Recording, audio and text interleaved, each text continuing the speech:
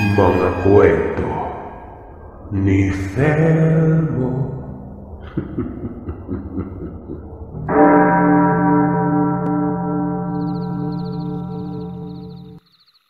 Mapagpalang araw sa inyo, Sir Seth.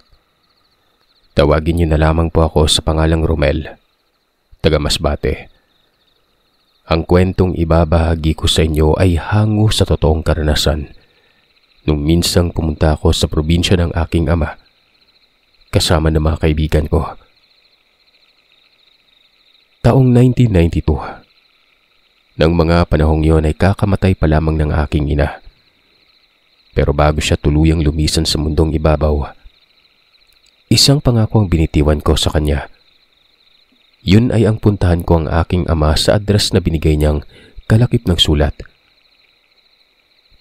Noong nailibing na nga si nanay ay kinausap ko si Lola Miling tungkol sa aking ama. Tinanong ko siya tungkol sa kanya, kung nakita at nakausap niya ba ito.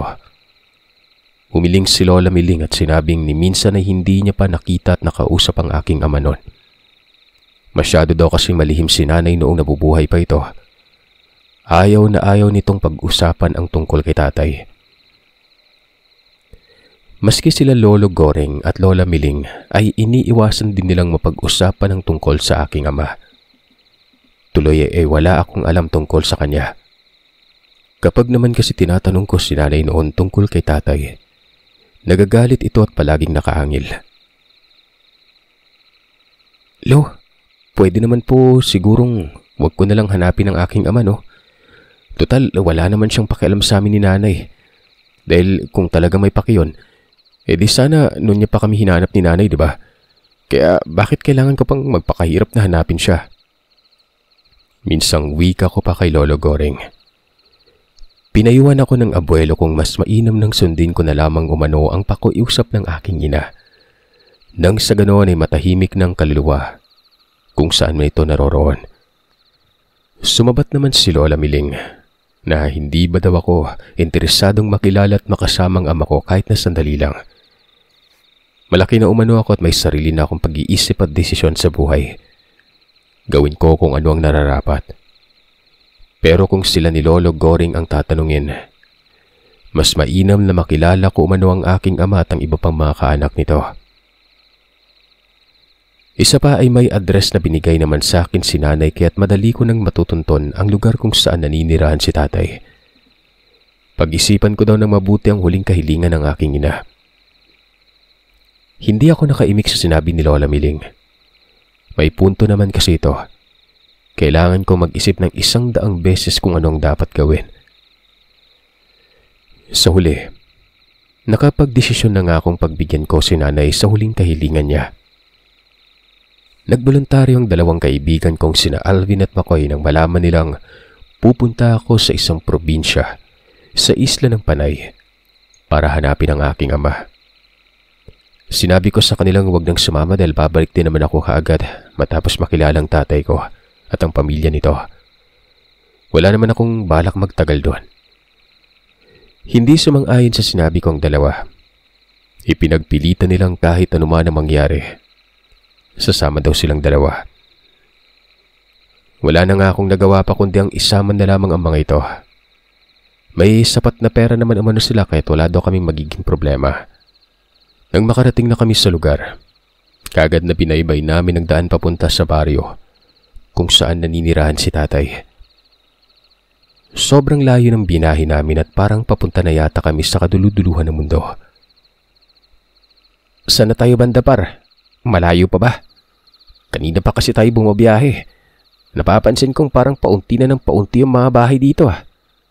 Baka naman ililigaw na tayo ni manong driver niya na. Itanong mo kaya sa kanya no, kung anong oras tayo makakarating at kung malayo pa ba. Reklamo sa akin ni Alvin noon habang lulan kami ng tricycle. Dagdag niya pang wika sa mahinang boses nito. Baka daw may balak na hindi maganda sa amin ang matandang driver kaya kung saan-saan na kami nito dinadala.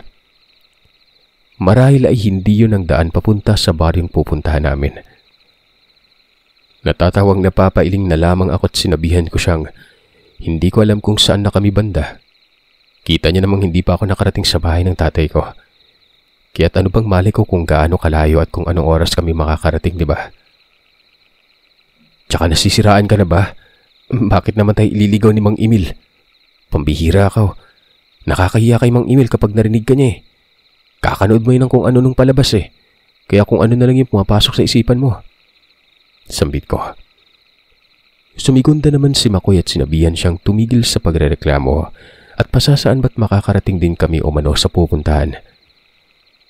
Napapakamot na lamang sa ulo ang kaibigan namin at hindi na nga nagreklamo pa. Makaraan ng mahigit 3 oras ay narating na namin ang baryo. Sa bungad ng baryo lamang kami ibinaba ng driver na si Mang Emil noon. Bago ito umalis ay may mga binilin siya sa amin. Kagaya na lamang na huwag kaming basta-bastang magtitiwala kagad sa mga taong makakasalamuha sa loob ng baryo. At higit sa lahat, kung maaari, ay umalis na kami kaagad sa lalong madaling panahon. Matapos gawin ang kung ano man ang sadya sa loob ng baryong yon. Bakit po Mang Emil? May problema po ba dito? Tanong ko sa matanda. Huwag na kayo magtanong pa. Basta ang tanging masasabi ko lang, delikado dito. Kaya mag-iingat kayo at nawiligtas kayo makalabas sa lugar. Hindi ko alam kung bakit pakiramdam ko. Para bang nagsasabi ng totoo ang matanda. Napansin ko ring malikot ang mga mata niya habang nagsasalita bago nagmamadaling pinaandar ang tricycle at pinaharurot palayo. Baliw ata yung driver na yun. Magbibigay-bigay sa atin ng babala tapos hindi naman sasabihin kung anong dahilan. Iiling-iling na sabi ni Makoy. Oo nga, parang may saltik sa pag-iisip eh. Sigunda ni Alvin. Hayaan nyo na, huwag nyo nang pansinin, tara. Maglakad na tayo para mahanap natin yung bahay ni tatay. Magdidilim na oh. Noon ngang naglakad na kami papasok sa loob ng baryo at hinahanap ng tira ng aking ama. Napapansin kong parang may kakaiba sa baryo. Napakatahimik at halos lahat ng mga taong nadadaanan namin ay kakaiba kong makatitig. Masamang nakatitig ang mga ito at yung tipong isang pagkakamali mo lang para bang may kalalagyan ka. Ang sama naman tumitig ng mga tao dito pre. Parang ngayon lang sila nakakita ng mga dayuhan na. Sinabihan ko siyang wag na lang pansinin ang mga yon at baka naninibago lamang ang mga taong naninirahan dito. Nakita niya namang napakaliblib na ng lugar na pinuntahan namin kaya tiyak akong bihira lamang ang mga taong dumarayo doon. Sabagay, tama ka. Sa pagpapatuloy ng paglalakad namin, pasimple kong inilibot ang paningin sa paligid. Mula sa bungad ng baryo hanggang sa looban ay wala pa akong nakikitang bahay na yari sa bato. Halos lahat ng mga bahay ay yari sa amakan na tabla. Nakataas din ang mga kabayan at iisa lamang ang disenyo. Masasabi kong malinis ang paligid at preska ang hangin. Pero magkaganon man ay parang may dalang kakaibang kilabot ang hanging dumadampi sa balat ko. Maya-maya pa ay may matandang babae ang nakangising naglakad papalapit sa amin. Nung umisi ito at nakita ko ang itim at nabubulok na ngiping, halos mapudpud na lahat ay bahagya akong napaatras at lumakas ang kabog ng dibdib ko. Base sa napapansin ko mukhang baguan lamang kayo dito sa baryo. Anong atin at mukhang may hinahanap kayo maiho? Tanong ng matanda sa matinis nitong boses. May hinahanap po kami. Kinakabahang sagot ko at naglakas loob ng agad na tinanong ang matanda kung kilala ba niya ang pangalang binanggit ko noon. Saglit na sumeryoso ang mukha ng matanda, Sir Seth. Tinitigan niya ako mula ulo hanggang paa na wari ba'y sinusuri niyang pagkatao ko noon. Anong kailangan mo doon sa taong hinahanap mo? Kaano-ano mo? Ama ko, may importante lang po akong ibibigay sa kanya. Ama mo? Bulalas ng matanda at hindi pa rin inaalis ang tingin sa akin noon. Halatang halata sa mukha nito ang labis na pagkagulat. Matapos kong sabihin kung kaano-ano ko yung taong hinahanap namin. Kaya pala. Kaya pala ang gaan-gaan ng loob ko sa'yo. Anak ka pala ni Arsenio. O siya tara, sasamahan ko kayo kung saan nakatira ito para hindi na kayo maligaw pa at mapadpad sa iniiwasang purok. Ani pa ng matanda at sinabihan niya kaming magkaibigang sumunod lamang sa kanya. Dahil sa medyo pagod na rin kaming magkaibigan kaya't wala nang tanong-tanong pang sumunod na lamang sa matandang yon. Hindi ko na nga pinagtuunan ng pansin ang sinasabi niya dahil baka mapadpad pa kami sa sinasabi niyang kung anong purok na yon. Noon ngang kasama na namin ang matanda sa paglalakad. Ang kaninang masamang tingin sa amin ng mga taong nadadaanan, biglang nag-iba. Naging maamo ang mga ito at hindi makatingin ng diretsyo na parabang kinakatakutan nila yung matandang kasama namin. Pambihira, kanina lang ang sasama ng tingin nila eh. Tapos ngayon akala mo kung sino mga maamo. Sinaway ko si Makoy sa sinabi niya at sinabihang huwag maingay at baka marinig siya ng matanda nun. Nakakahiya dito at baka kung ano pang isipin. Pero hindi pa man ako tapos magsalita nun. Hindi ko inakalang narinig pala ng matanda ang pagbubulungan naming dalawa ni Makoy. Sa garalgal at matinis na boses ay sinabi ng matanda sa amin na huwag daw kaming mag-alala dahil walang mangyari sa aming masama nun. Isa pa, ganun lang daw talaga kung makatingin ang mga kababaryo niya. Pero wala daw kaming dapat ikabahala dahil mababait ang mga ito. Basta't marunong lamang kaming sumunod sa patakaran nila. Hanggat naroroon kami sa baryo at maghinay-hinay sa mga binibitawang kataga. Nang sa ganon ay wala umano kaming magiging problemang magkaibigan. May pagtatakang tinanong ko ang matanda kung anong patakaran ang meron sa lugar nila at kinailangan pa talaga naming sundin yon. Hindi naman kami magtatagal sa baryo dahil gusto ko lang namang makilala ang tatay ko.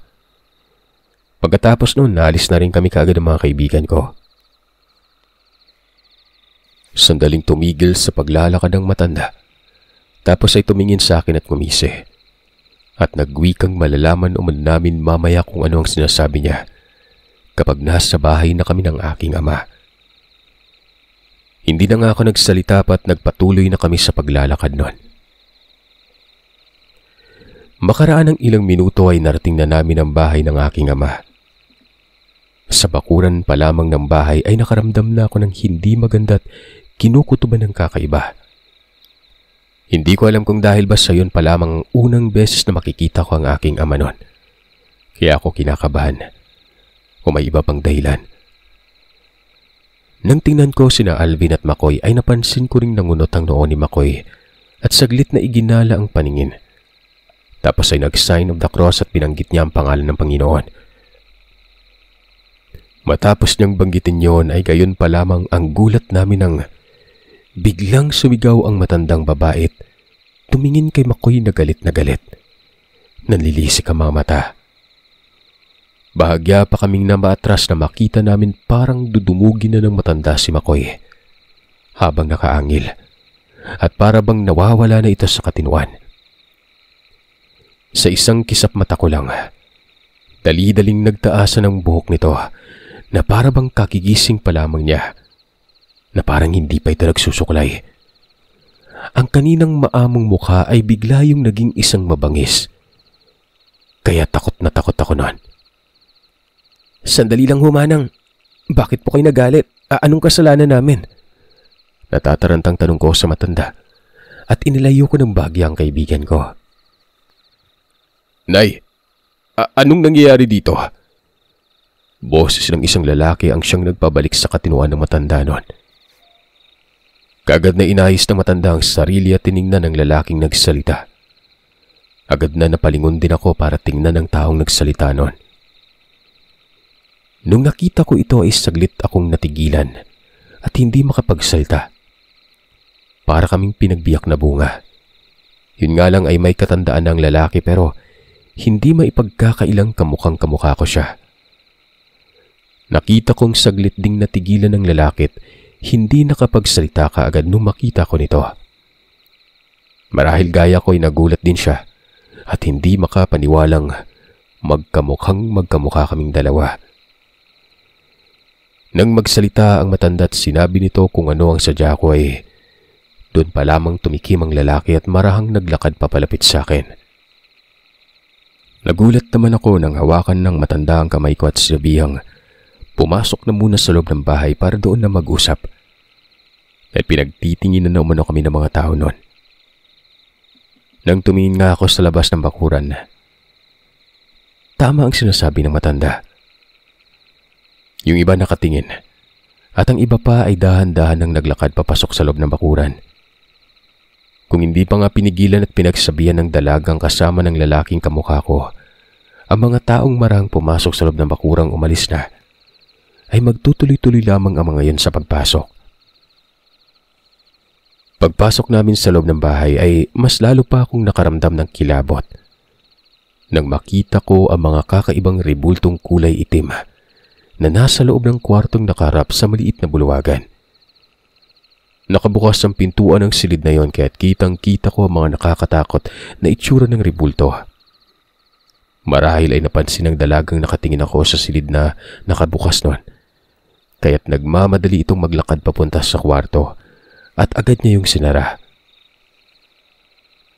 Nang araw ngang yun, Sir Seth, ay nakilala ko ang aking ama. At ayun, konting kadramahan at kamustahan. Kita ko sa mga mata ni tatay ang lungkot na malaman niyang wala na ang aking ina. Sinabi din sa akin ni tatay ang dahilan kung bakit iniwan siya ni nanay noon. Hindi naman daw siya galit sa aking ina dahil sa alam niyang tama lang din naman ang ginawa ni nanay. Ilayo ako noon sa kanya dahil kakaibang pamilyang kinalakhan niya at ayaw ni nanay na sumunod ako sa yapak niya noon.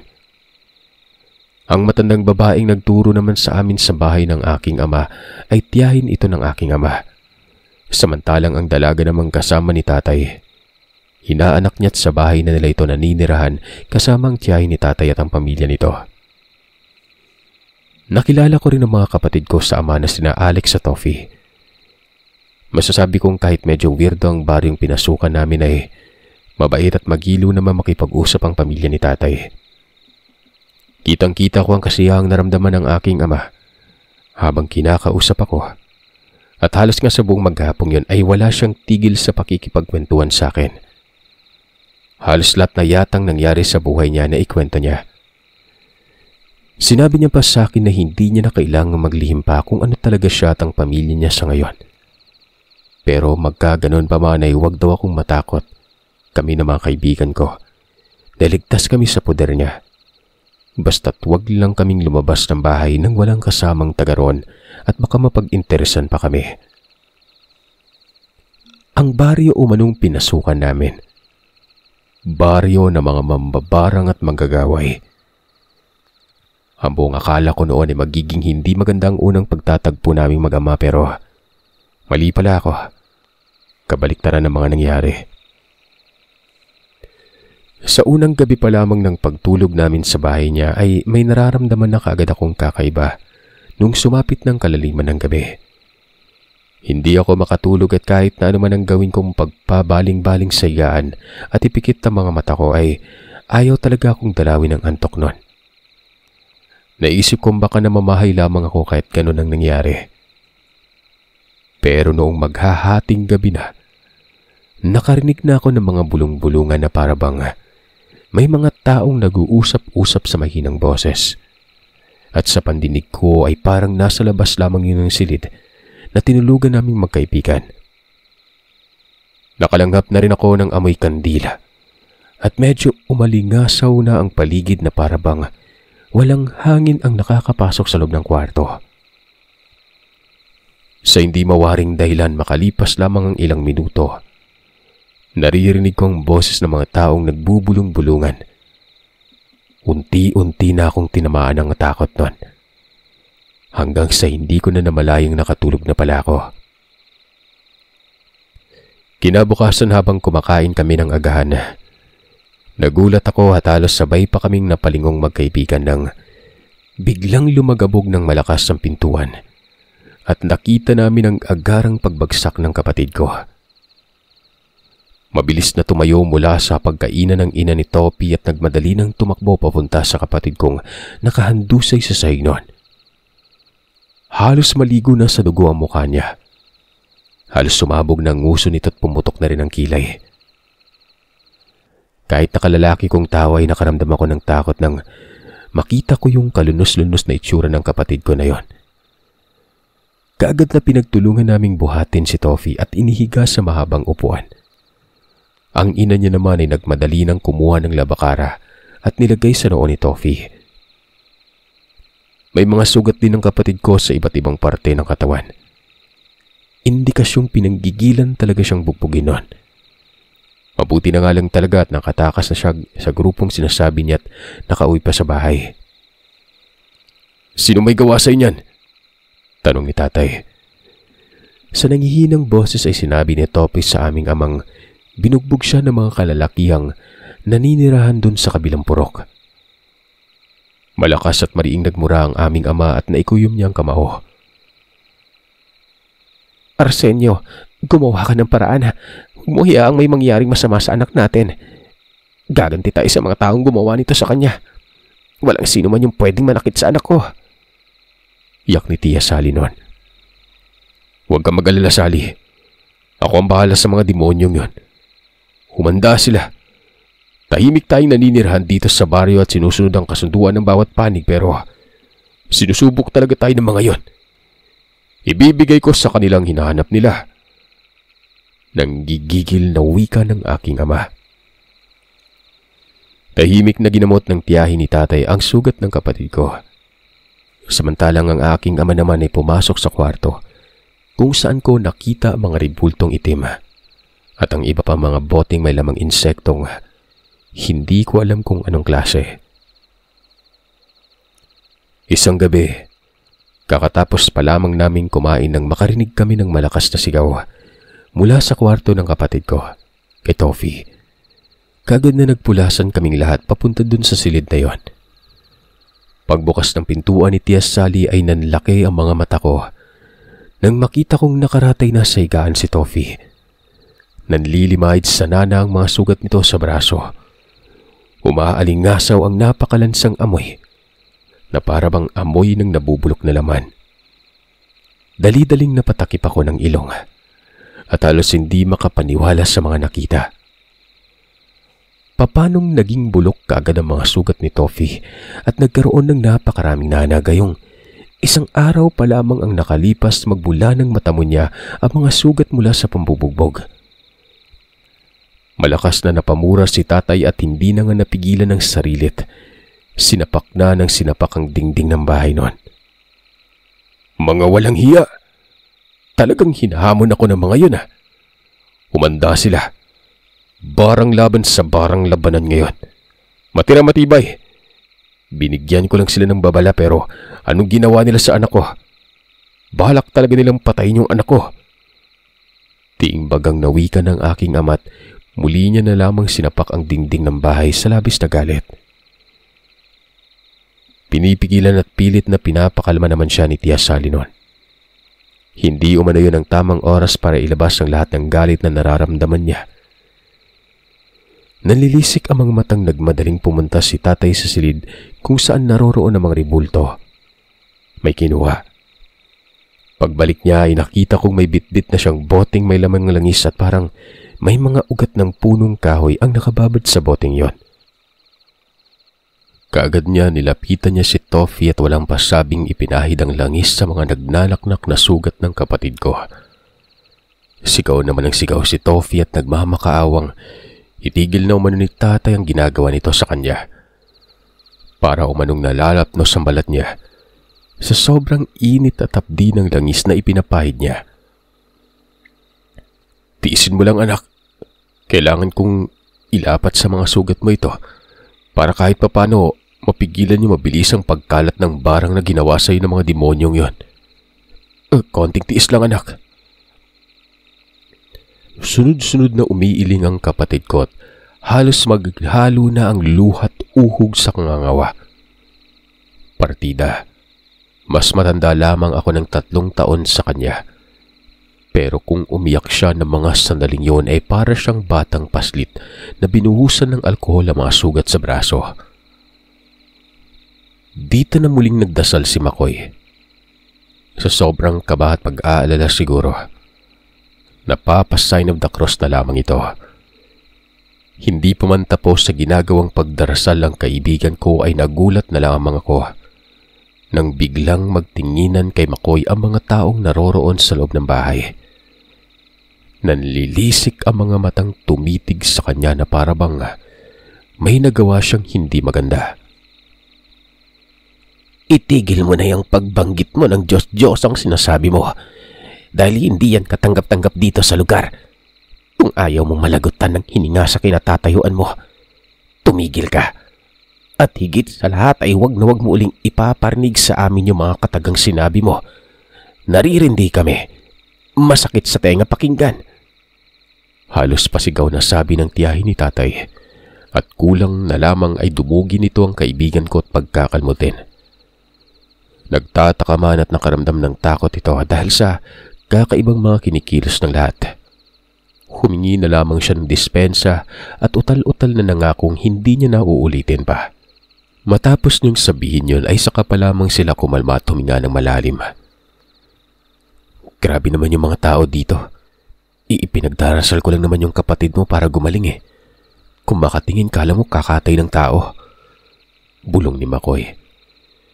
Sinabihan ko siyang intindihin na lang sila. Marahil kaya ganoon ang naging reaksyon ng mga ito. Dahil sa may problema silang kinakaharap at alam niya namang hindi biro ang barang na nangyari sa kapatid ko. Sumigunda naman si Alvin at nagwikang, hindi ba daw nakuha ni Makoy ang ibig sabihin ng mga tao? Mga mambabarang at manggagawi sila. Ang ibig sabihin lang ay iba ang mga kinikilala nila at sinasamba. Kaya matuto umano itong makiramdam. Matapos gawin ni tatay ang paglalagay ng langis sa buong katawan ni Topi, ay muli itong bumalik sa silid na pinanggalingan. Pero sa pagkakataong yon, ay hindi na nito isinara ang pintuan. Hinayaan niya lang na nakabukas ito at makita kung ano ang gagawin niya. Tay, ano pong gagawin niyo? Tanong ko nung muli siyang lumabas at bumalik sa higaan ni Tofi.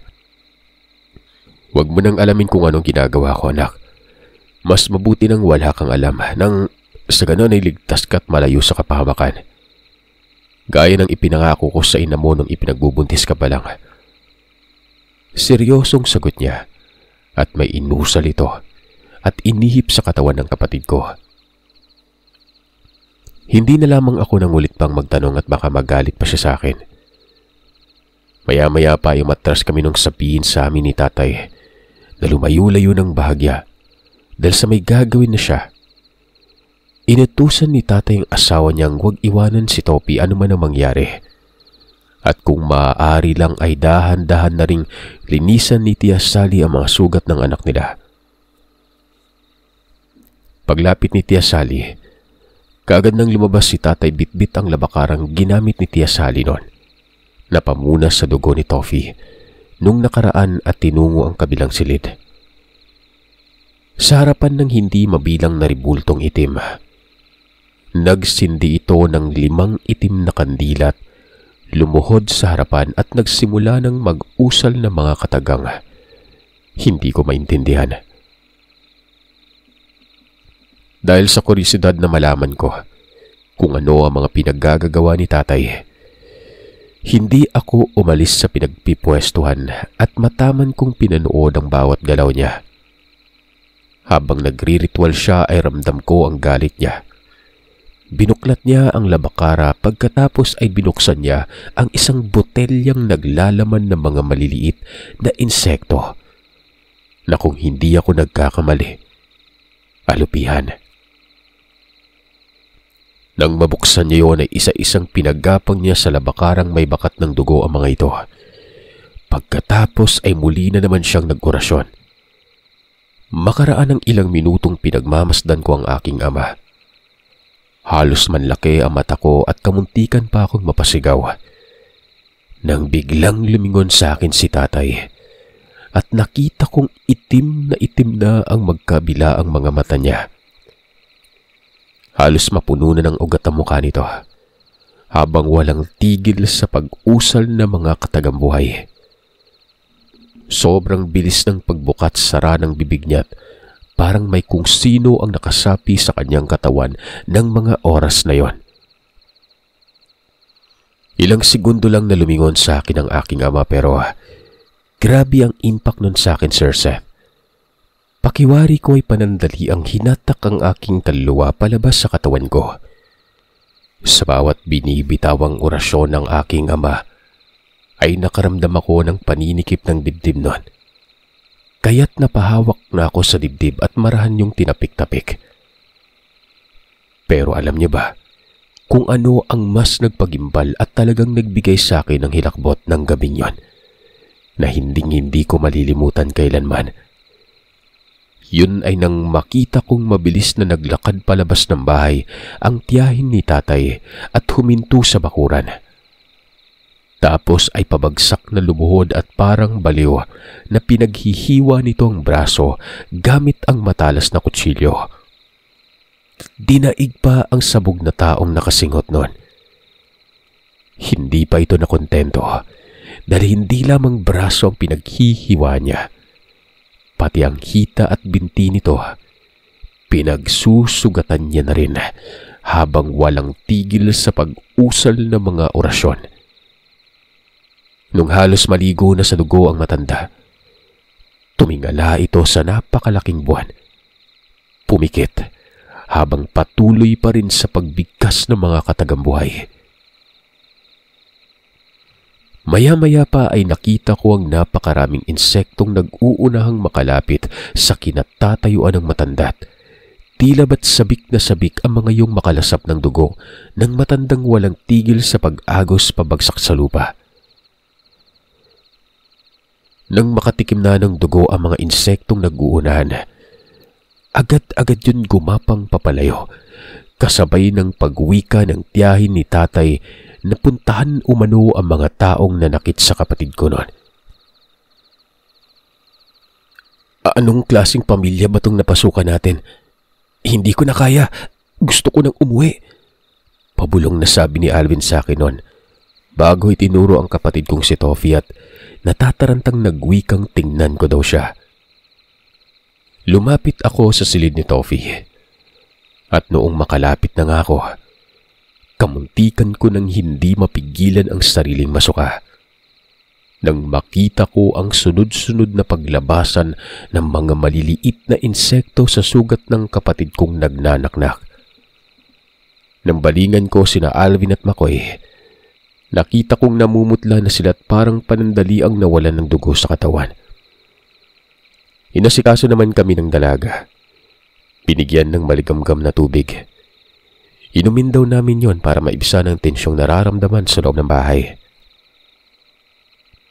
Matapos ang ginagawang pagriritual ni tatay sa loob ng kwarto, pawis na pawis at pagod na pagod siyang lumabas ng silid noon. Dumiretso ito sa silid ni Toffee at ginamot ulit ang mga sugat niya sa katawan. Napansin kong medyo maayos ng kalagayan ni Toffee at hindi na siya nagsusumigaw pa habang nililinisan ni tatay ang mga sugat niya. Huwag ka na mag-alala, anak. Magiging maayos ng lahat. Tapos na ang laban. Ibinalik ko na sa kanilang triple ang sakit at hirap na naranasan mo. Hani pa ni tatay nun. Isang malalim na hiningal lamang ang naging tugon ng kapatid ko bago nito ipinikit ang mga mata hanggang sa nakatulog na ito. Matapos gamutin ni tatay si Toffee ay ang tiyahin niya naman ang hinarap at nagpasalamat dito. Aniya, kung hindi umano nag-alay ng sariling dugot, nagbuwis ng kalahati sa natitirang buhay ang tiyahin niya at hindi siya nito tinulungan. Tiyak na wala siya ngayon sa kinatatayuan at hindi nila mapapagaling si Toffee.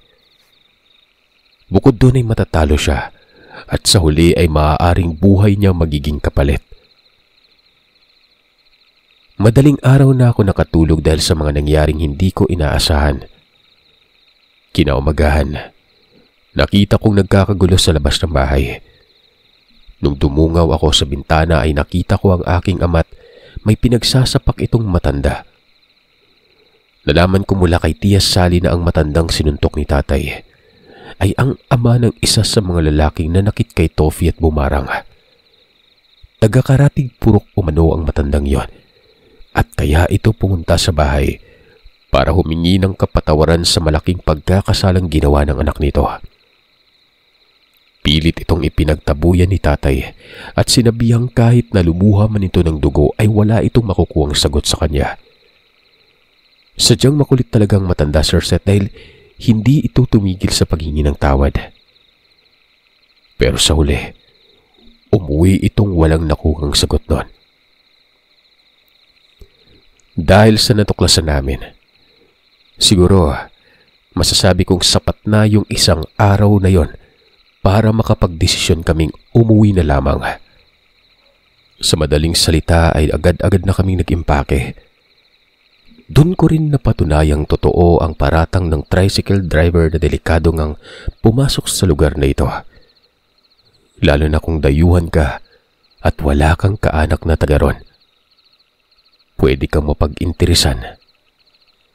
Taniman ng barang sa katawan.